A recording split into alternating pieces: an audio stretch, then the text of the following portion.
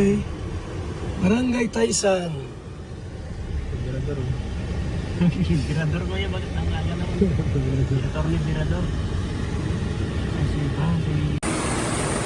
Ang service.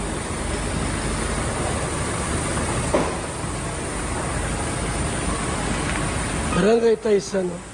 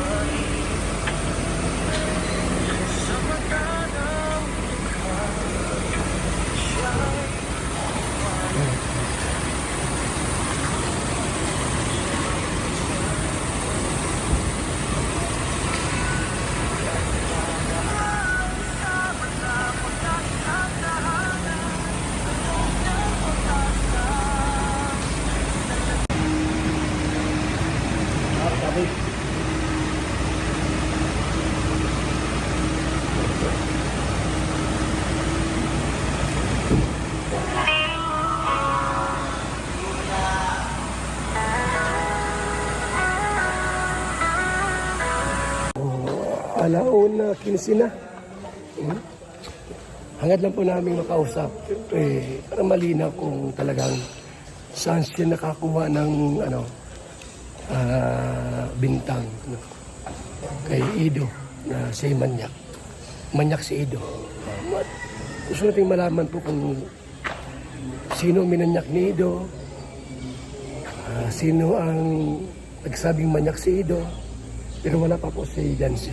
150 na po, mga kaibigan. Taisan. Dito kami ngayon po. Ano lang, usap-usap lang. With Papa Ido. Usap-usap lang po, mga kaibigan. Kaklaro ko lang po kung talagang tunay na minanyak si Janse or sino minanyak ni Janse. Ba't niya nasabi sa Rapid Tulpo Action na yung pamangkin mo, Kuya Bal, manyak. Yan ang kaklarify ko lang po yan. Pero wala pa, di pa nagpunta dito. Hintayin natin dito po na pumunta si Janse para itanong ko po sa kanya kung bakit tinawag niyang manyak si Ido.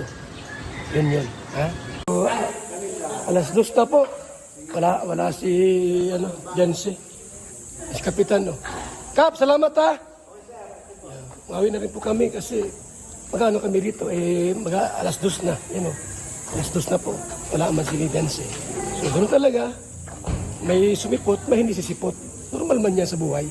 Salamat na buhay, God bless. Si Val Santos matubang may puso sa gawain.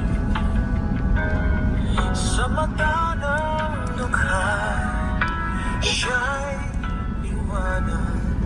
Sa pusong sugatan, siya ang pagyakan. Di alintana ang hirap o ba